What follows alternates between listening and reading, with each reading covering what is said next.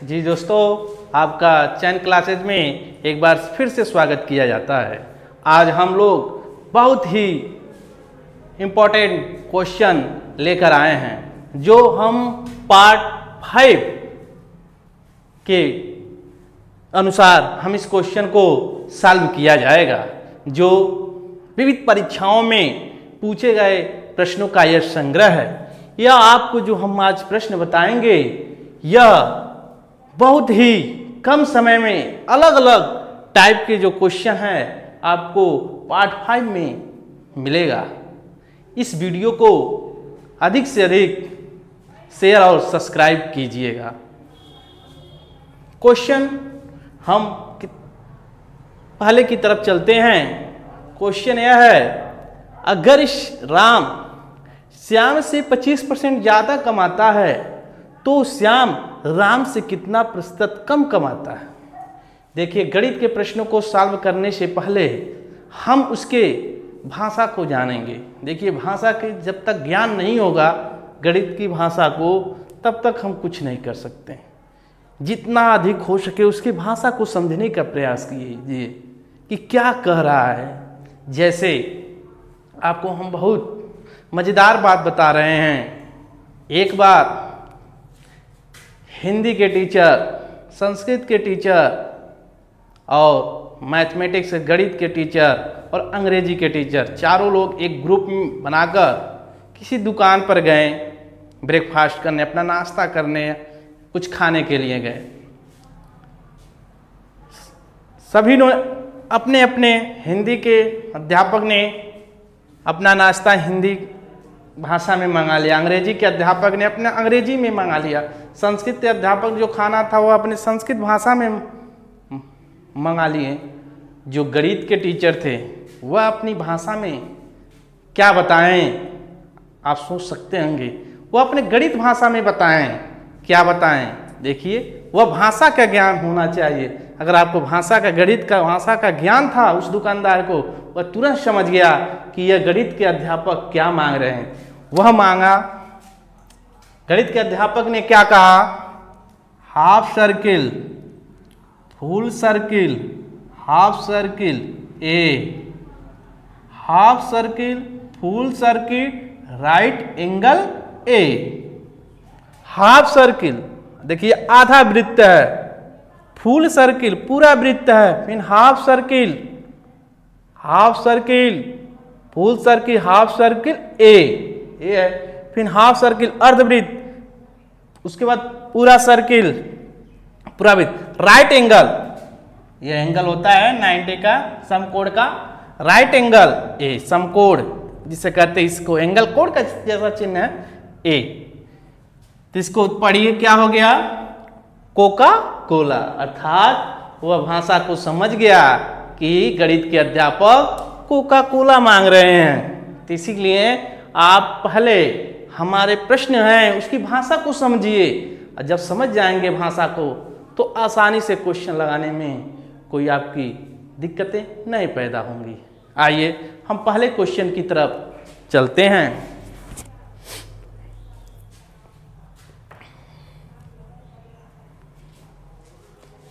पहला क्वेश्चन, अगर राम श्याम से किससे तुलना, इस प्रकार के क्वेश्चनों के लगाने से पहले देखा जाता है किससे तुलना किया। श्याम से 25% ज्यादा कमाता है।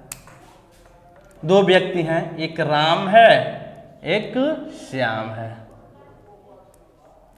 कह रहा श्याम से 25%, तो पहले श्याम से, जिससे लगा उसी से, श्याम से। श्याम मान लीजिए 100 रुपये कमा रहा है तो उससे 25% ज्यादा कौन कमा रहा है, राम। 100 से 25% ज्यादा 125 हो गया। तो श्याम राम से कितना परसेंट कम कमा रहा है। स्वाभाविक है, श्याम इसे 125 रुपया कमा रहा है, 100 रुपया का स्वाभाविक से कम कमा रहा है। तो आप बताएंगे 25 रुपया कम कमा रहा है ना, तो रुपये में नहीं बताना है, परसेंटेज में। इससे कितना कम कमा रहा है, 25। किससे कम कमा रहा है, 125। राम से कमा रहा है ना, कम गुणे 100। ठीक, तो ऐसे काट दीजिए। 25 1 25, 25 5 125। अब देखिए 1/5 का फ्रैक्शन में दिया है, इसका परसेंटेज में मान क्या होगा 20%। अर्थात श्याम जो है राम से 20% क्या है कम कमाता है। आप दूसरे एक और मेथड बता रहे हैं उससे भी लगा सकते हैं, जैसे क्या है 25%। 25% की वैल्यू क्या होती है फ्रैक्शन में 1/4। दो हैं, एक राम है एक श्याम है। नीचे श्याम से क्या है, राम जो है श्याम से 25% ज्यादा, तो 4 का 25% ज्यादा, 4 का 25% क्या होता है 1, तो श्याम का 4 मान लीजिए, श्याम का 4 है उसकी वैल्यू, तो 4 का 25% 1 होता है, इससे ज्यादा 4 और 1 5। तो पूछ रहा है तो श्याम राम से कितना परसेंट कमा रहा है, इससे कितना हो गया 5 में से 4 जाए 1, किससे राम से बटे 5 गुणे 100। 1/5 का फ्रैक्शन में मान 1/5 फ्रैक्शन का परसेंटेज में मान 20%। लगाने के तरीके एक ही हैं, बस आप भाषा को पकड़िए, बहुत ही आसानी से आप सॉल्व कर सकते हैं। आप हमारे क्वेश्चनों के आंसर से संतुष्ट होंगे। आप इसी तरह क्वेश्चन नंबर 2 को देखा जाए। बहुत ही आसानी से हम लोग आगे की तरफ चल रहे हैं। देखिए हर एक जो 5 क्वेश्चन है, 5 टाइप का क्वेश्चन है। एक ही टाइप के बार बार क्वेश्चनों को रिपीट कराने से कुछ फायदा नहीं है, क्योंकि बच्चा प्रतियोगिता एग्जामों की तैयारी कर रहा है, उसके पास कम समय में अधिक प्रश्नों का संग्रह होना चाहिए। इसलिए हम एक टाइप का एक क्वेश्चन लेकर चल रहे हैं, जिससे आप कम समय में अधिक पार्टों का हम अध्ययन कर सकें। देखिए परीक्षा से संबंधित एक छात्र 25% अंक लाकर कितना 25% की वैल्यू कितना के बराबर है 210 अंकों से फेल हो जाता है। तो माइनस फेल होता है तो माइनस चिन्ह व्यतीत कर दीजिए। कम है ना तो इसलिए माइनस। अगर 55% अंक लाए 55% अंक लाए तो कितना अधिक हो जाता है, प्लस कर दीजिए 240। तो कह रहा है पास का परसेंटेज, मतलब वो लड़का कितना परसेंट, मतलब पासिंग मार्क कितना परसेंट चाहिए वो लड़का पास हो जाए। चूंकि वो प्राप्त कर रहा है 25%, अब 210 अंक और पा जाता, 25% में 210 अंक और पा जाता तो पास हो जाता। चूंकि दूसरा है जो 55% अंक ला रहा है, उसका पास होने के परसेंटेज से 40 अंक ज्यादा है, तो आपको परीक्षा में न्यूनतम पासिंग मार्क बताना है। आइए देखिए, इस प्रकार के क्वेश्चनों का हल करने से पहले देखिए यह विपरार्थक हैं, यह सेम है, तो इसको घटाते हैं, नीचे वाले में घटाते हैं। 5 में से 5 जाए 0, 5 में से 2 जाए 3। 30% की वैल्यू देखिए कितने के, यह दोनों विपरार्थक हैं तो जोड़ा जाता है इन लोग को, ठीक ना। 0 हो गया, 4 और 1 5 हो गया, 2 2 4 हो गया। 1 0 से 1 0 काट दीजिए। 3% का मान 45 है, तो 1% का मान क्या होगा, इससे काट दीजिए 15 या 45। 1% जो है 15 नंबर के बराबर है, तो 100% की वैल्यू क्या होगी 100 गुणे 15 अर्थात 1500। पूछा है पूर्णांक क्या होगा, तो पूर्णांक 100% होता है, 100% का मान 1500। 210 अंक से फेल होता है तो 210 अंक परसेंटेज में बना लीजिए, प्रतिशत 210 अंक का परसेंटेज में 1% का मान कितना है 15, भाग कर लीजिए। 15 51 15 हो गया, 6 बचा, 15 चौक 60, 14% है। क्या पूछा है, पास प्रतिशत कितना है 25%, प्लस 210 अंकों से फेल हो जाता है, 210 अंक का परसेंटेज में मान कितना है 14, जोड़ दीजिए 5 4 9, 2 और 1 3।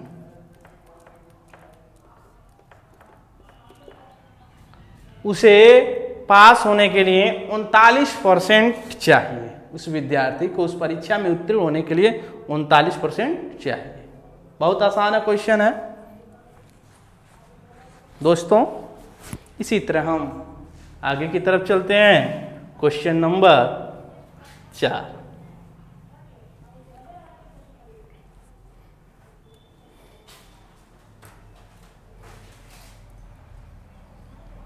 क्वेश्चन नंबर 4 क्या कहता है? एक आदमी, नहीं तीसरा है भी, एक आदमी अपने आय का 60% खर्च करता है। तो 60% खर्च करता है तो परसेंटेज का फ्रैक्शन में इसका मान कितना होगा?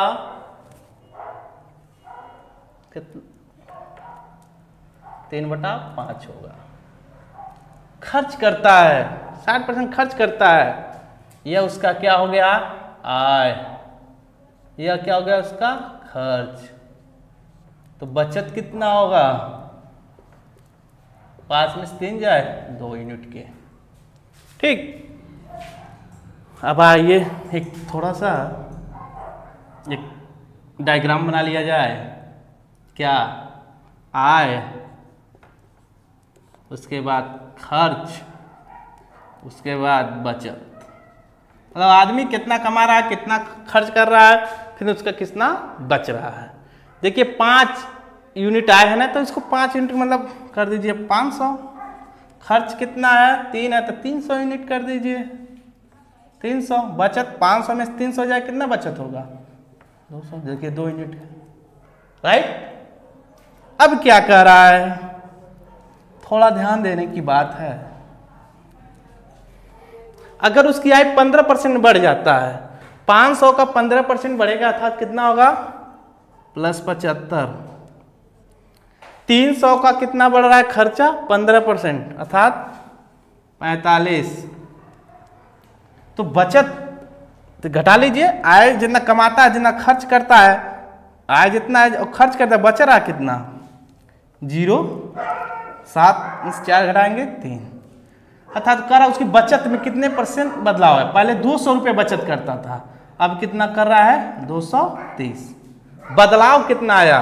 बदलाव पूछ रहा है ना, तो बताइए 200 से 230 हो गया। कितना का बदलाव आया? 30। किससे बदलाव आया? 200 से।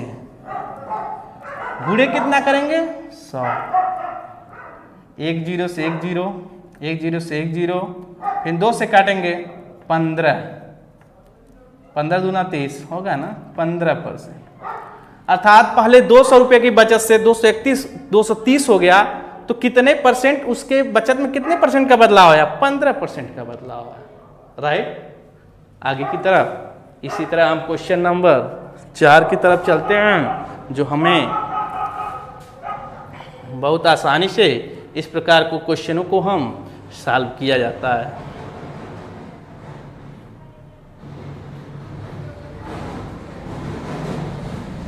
क्वेश्चन नंबर 4 है, एक आदमी 8550 की अपनी आय में से 5700 रुपये खर्च करता है। मतलब आय उसका है 8550 और उसकी आय 19% और खर्चा 13% बढ़ा दिया जाए तो बचत पे कितने % का? सेम औसा है क्वेश्चन है, सिर्फ यहाँ पर परसेंटेज में दिया है, यहाँ पर आपका उसका आय रुपए में है, तो उसको निकाल लीजिए दोनों का। 1 0 से कट गया तो आपका रेशियो निकालिए। 285 का 2 गुना है, ठीक, 285 का 3 गुना है। हम लोग देख रहे हैं उनके खर्चे के दोनों लोग का अनुपात अगर देखा जाए तो 3, मतलब आय जो है 3 मतलब है और उसकी खर्चा 2 है, बचत 1 होगा, ठीक। इसी प्रकार मान लीजिए जैसे पहले उसमें मांगे थे आप, आय, खर्चा, बचत, इसको ऐसा कर लीजिए। ये क्या होता है, ये है ऐसे, ठीक। आज मान लीजिए 300, खर्चा कितना हो रहा है 200, बचत कितना हो रहा है 100। अब जैसे कहता है क्वेश्चन में उसी तरह हम चलते हैं। उसकी आय 19%, 19% क्या हो गया 57 की बढ़ोतरी कर रहा है। खर्चा 13% बढ़ा रहा है, हाँ कितना होगा 26 प्लस 57 रुपया उसका है, 26 रुपया खर्च कर रहा है, तो घटा दीजिए 6 जाए 1, 5 में 2 जाए 3 ना 100 में 31 की क्या हुआ बढ़ती हुई थी 131, इसका बचत हो गया। अब तो कह रहा है बचत में कितने % का बदलाव आया, सेम प्रश्न वही है, बस थोड़ा सा चेंजिंग है। बदलाव 100 से 31 हुआ है 31, किससे बदलाव आया है 100 से, पहले 100 था ना, तो 100 से तुलना करेंगे, कट गया 31% का उसमें बदलाव किया गया, उसके बचत में 31% का बदलाव किया गया। अब हम लास्ट क्वेश्चन की तरफ चलते हैं। आप हमारे बताए गए प्रश्नों के उत्तर से संतुष्ट होंगे।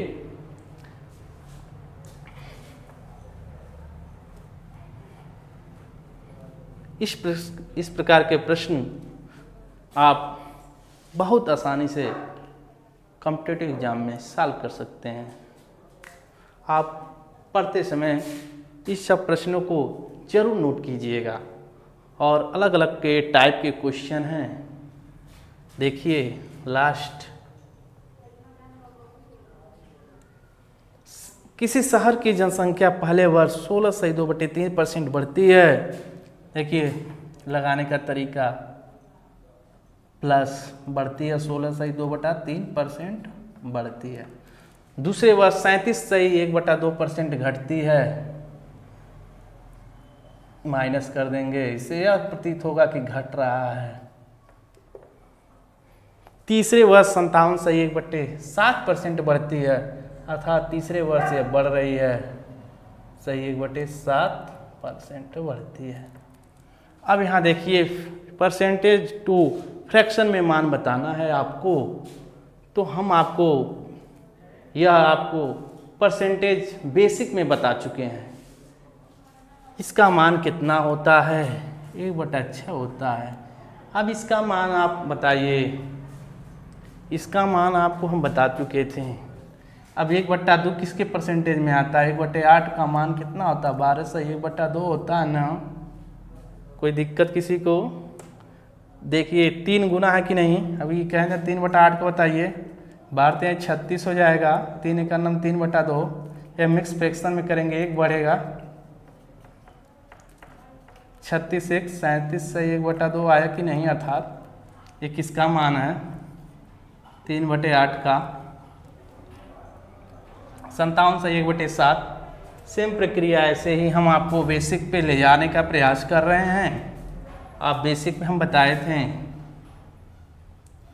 1/7 का मान आपका 14/2/7 के रूप में होता है। अब इस कितना गुना है 4 गुना है। अगर 4/7 का हम पूछें 14 चौक 56 हो जाएगा, 4 गुना 8 हो जाएगा। इसको मिक्स फ्रैक्शन में बदलेंगे, ठीक, 56 1 57 से 1/7, यही है ना। बस कुछ नहीं है, बेसिक आप हमारे पार्ट को परसेंटेज को आप डिस्क्रिप्शन में जाके वहाँ पर लिंक दिया गया है, आप जाके वहाँ पे बेसिक परसेंटेज पार्ट 1 के बारे में वहाँ पर बहुत अच्छे से बताया गया है। आप उन सभी पार्टों का अध्ययन करके आएंगे तो यह change to fraction, fraction to change आपको कोई दिक्कत नहीं होगी। कितने का मान है यह 4/7 का। इसलिए आपको जो लोग वीडियो नहीं देखेंगे दिक्कत ना हो, इसलिए बार बार यह बताना पड़ता है 4/7। अब देखिए पूछ रहा है वर्तमान जनसंख्या ज्ञात करिए। वर्तमान यक्स मान लीजिए। अब देखिए क्या कह रहा, शहर की जनसंख्या पहले वर्ष बढ़ती है कितना, 16/2/3। यह हम बताए थे 16/2/3 एक का मान होता है ना, तो 6 का 16/3% बढ़ता कितना, 1, मतलब 6 और 1 7/6। आगे यह 8 का 37/2 3%, बल्कि घटता है तो 8 में से 3 जाएगा, 5/8। वर्तमान जनसंख्या के हिसाब से चल रहे हैं, 7 है बढ़ता है, तो 7 का 57/7% 4 होगा, तो बढ़ता है चूंकि 7 और 4 11 है, नीचे क्या है 7। बढ़कर 3 वर्ष के बाद कितना हो जाता है, 1,65,000। बस सॉल्व कर दीजिए, 7 से 7 काट दीजिए और कुछ 11 से काट दीजिए, 11 एक बार कटेगा, कितना बचा 5 बचा, 11 से 5 बार में कट गया 15, फिर 5 से इसको काट दीजिए 15 बचा आप क्या, यक्स बराबर 3,000।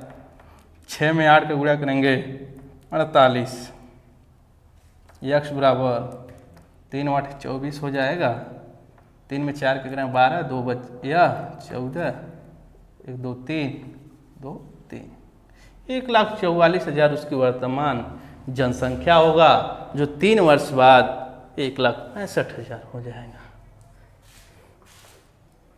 अब इसको हम एक तरह से और लगा सकते हैं, देख लीजिए बहुत आसानी से। 1,44,000 आया है ना, सेम इतना ही आएगा, बस थोड़ा सा एक वर्तमान होगा, एक 3 वर्ष बाद होगा।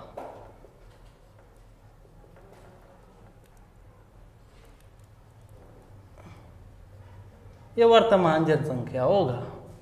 किसी शहर की जनसंख्या पहले वर्ष 16/2/3% का मान कितना होता है, 1/6।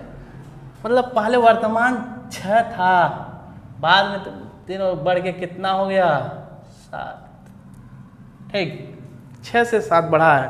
दूसरे वर्ष 37/2 घटती है, ये कितने का मान हुआ था, यहाँ पर देखिए तो कितने का मान हुआ था, 3/8 का था, तो वहाँ पर क्या हुआ था 8 था, घट गया कितना 5, ठीक। आगे क्या, तीसरे पे 57/7% बने, तो किसका मान था 4/7, तो बढ़ रहा है, पहले कितना था 7, बढ़ के कितना हो गया 11।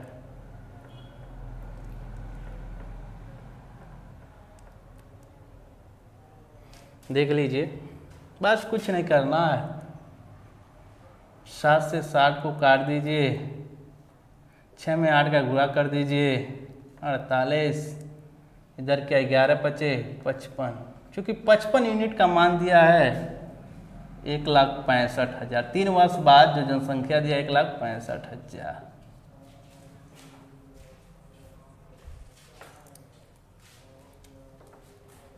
ये वर्तमान यूनिट का है, तो 1 यूनिट का मान कितने के बराबर होगा, इसमें भाग कर दीजिए,